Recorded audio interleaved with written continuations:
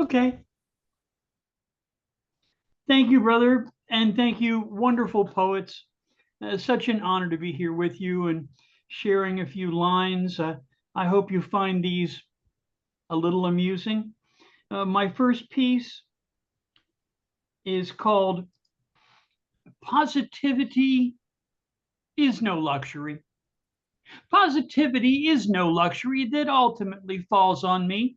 It's a little fall like a kitten whose mittens are recalled, or the near total anecdotal calamity that befalls the poorest entity of all, that say, relies on me for a culinary treat made from a dazzling array of lizard parfait, somewhere late at night at the end of a long, boring date, or say attend a concert I'd rather not play, using an eight-piece tuba ensemble, say, or an 80 bass band that performs a three-movement etude on a fire alarm. My earliest transcription on the theme, Verne's mission, a collision of voyage destroyage to the moon, yes, yet again, the trumpiest of trumpets will noisily swoon over the facts of the Vax parlay at the end of the day. They still won't groom the goat, as they say, although the mortgage of their reason amid such an extended season of COVID doing much like it once did, they'll remain unconvinced like Bottom's Peter Quince. Understanding polarity is by no means a solitarity barbarity. It's just the old bipolar nature. Its requirements are grateful. And by the meanest excuses, the dizziest of perfidious of muses. Is there a plus? He cussed into her fluffy feathered muff. Or is the needle at zero like some kind of movie hero who runs on and on, exactly the opposite of some kind of fun? But when the hero near zero opines that after the earthquake and upheaval, although the opportunities abound, they're not quite near zero. I mean, what's disaster for? But a change. The old ways are understood now and well out of range. And where the musicians arrange some kind of exchange for quiet, like the tiniest of interstitial microdot riots. But the era of positivity plays the bestest of Western parlays when it ignores and explains the obvious, noisiest rattling away. But the recovery of new facts makes even the windstorm relax, and as it redistributes the waves and the leaves and the seeds, oh hell, it's just the earth's sneeze. Positivity is no luxury. And then, and then I urge you to come with me on a trip on the old Silk Road, where Europe and far fair Sind, India, China are joined together. I call this the Thousand Buddhas Cave. It's found along the old Silk Road, where manuscripts were found on the dry and dust encrusted cavern floor, once lost, now folded rolls of parchment bound, a long lost bounty of praiseful poetry, a deluge of facts borne up in these mystic tracks out on the periphery.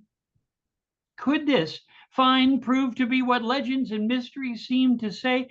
Our history drained slowly out in the dusty sands of the swirling, whirling edge of the ancient Silk Road, clouded, shrouded in mists of history, compounded, and then in mantra sounded. 29 hours away, out along the Silk Road, some would say, although long lost and sandily abandoned byway, slidden, hidden, slyly away. There, long lost, long forgotten in the land of windswept, unknown sins, except by the adept, along the quiet river Don, these ancient Buddhas whispered their prayers, though largely abandoned long ago by man. Nearby, a nomad's lonely yurt, as distant as time as an ancient daughter's childhood flirt. And in the Gansu province, the heroic warrior god Nirana guards the thousand Buddhas every way he can. From 10,000 slowly drifting dunes of the all-penetrant sand, demands of an almost fluid, eternal, drifting, lurid seas of sand, facing the endless winds and the drifting mountains of sculpted sand, the weary pilgrim wanders from cavern to cavern, each enveloped in its own tale of mystery, along hidden history, obscured, nearly lost amongst the remotest memories of fickle man. Each delicate step as intricately placed as by Esparras, adept, so noted for his singing and dancing as he wept and float-footed well past the western tower of the great wall, unknown to most, since so long after the lost paths of the Silk Road's laugh. The skills of man made these caves of 1,000 Buddhas, but the hand of God made what we behold as the lake of the crescent moon. Nearby, fields stood from the hungry desert by the impertinent planting of poplar trees, which protect the land from sand-bearing, punishing, polishing wind, and the relentless, eternal, tireless dancing of the slow advancing dunes. The light that shines through the universe, the timeless truth, compassion, the virtuous solution for all its inestimable worth on earth. Wang Yonlu knew what to do. This itinerant Taoist monk began this restoration. That much he knew, and the cave of 1,000 Buddhas rises again from its sandy grave. This much he said was true. West of the Magao caves were these 1,000 Buddhas somehow saved. Thank you.